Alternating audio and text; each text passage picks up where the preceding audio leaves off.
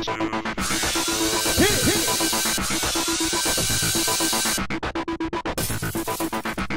guys, welcome to another recap of American Idol. It's the top 12 guys singing tonight. Oh boy, the judges tonight, as always, Ellen, Randy, Cara, and Simon. So they brought up a good point.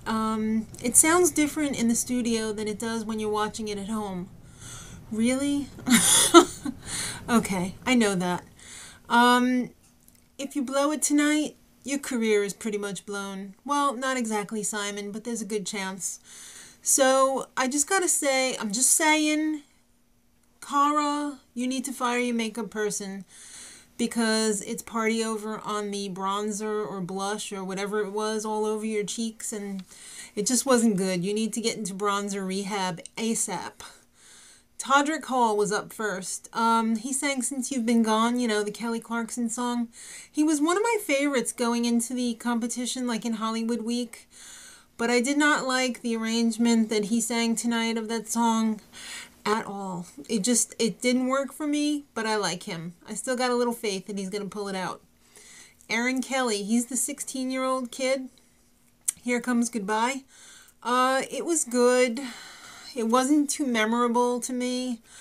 I think he really needs to work on his stage presence. He's giving me flashbacks to Baby A, David Archuleta. Jermaine Sellers, Get Here. He was really nervous. He was very, very nervous, and it was obvious. His face was shaking at the end. I felt bad for him. The quiet parts of this song were really sweet and mellow, although some of them were just a little bit too quiet. I don't know whether that was his fault or the mixer. The loud parts were out of control though. It fell apart to me. Tim Urban. Alright, here's the whole thing in a nutshell. Chris Golightly, the foster kid from like 25 different homes, was disqualified because he didn't disclose a past record contract that he had. I didn't think it was fair, but they pulled in Tim Urban to take his slot. That's why they never really showed the Tim Urban You Made It thing, because it never happened. They called him later on, and he kind of kept it secret from his family. So that's kind of cool that he would do something like that. I know my kids could never do that. So he sang Apologize. He does need to apologize because it was terrible. I'm sorry. He's an adorable kid. He's got the emo haircut working. But that song was just all over the place. And not in a good way either. It was just a mess. I'm sorry, Tim. Joe Munoz. You and I. That's what he sang. He's got a good voice. It's a pretty good voice. But he's just not a memorable performer. I mean, if I could put him in the middle of the pack today, he was in the middle of the pack. He's got to work on being a little bit more unique and less wallpaper. More, you know, wallflower. Tyler Grady up next. He's the guy who's stuck in the 70s. And he sang American Woman, and I really liked it. I like his whole 70s look and actions and everything. But I think it's like when you have clothing and it's like you've got stuff from the 80s, but if you wore it now, it would just be pretty obvious that it was from the 80s.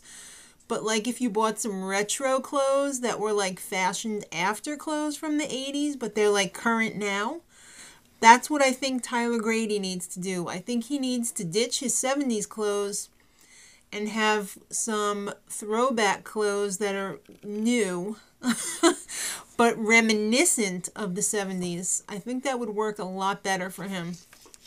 And I don't mean clothing, I mean everything about him. Attitude, style, the whole thing. He just needs to be a little bit more current. But don't lose the 70s. Dewyze. He sang Chasing Cars. I thought it was a great song choice. I don't remember too much about him from Hollywood Week. I like his style. I like that he's a rocker. But the song was kind of falling apart in the screaming parts. Usually when you start screaming, it does tend to fall apart. John Park up next. He sang God Bless the Child. That is a very weird song choice, I think. I'm really questioning why he would choose an old jazzy song like that and just not do it justice. He did a whole little generic spin on it, and it was just very forgettable. I think it could have been a lot better because I think he really does have a great voice. Michael Lynche, he sang This Love, that old Maroon 5 song. I didn't like the song choice for him. I just don't think it's right. I think he looked really ridiculous with the baby-sized guitar, which was probably a regular-sized guitar, but he's such a big guy, it just looked like a toy guitar. And I didn't think he was very original in the arrangement of the song, and it was kind of forgettable to me. Besides the fact that he looks a lot older than the rest of the contestants. I'm not talking, Tyler old, but I don't know, there's just something about him that makes me feel uneasy. I don't know what it is. I can't quite put my finger on it yet. Sorry, Michael. Alex Lambert, he sang It's a Wonderful World. He was one of my favorites from the auditions. And I really loved the quality of his voice, but again, he was nervous. He was like Jermaine Sellers. He was really nervous. But I have a feeling if he can get his nerves under control, he's really going to go far if he doesn't go home tomorrow. Casey James. Now, this was a huge surprise to me. I was kind of put off by the whole thing about Kara lusting after him and everything. He sang Heaven. And I remember, that's such a great older song. I'm not going to say it's old because I enjoyed that song quite a bit when I was growing up. I thought it was really perfectly matched to his voice.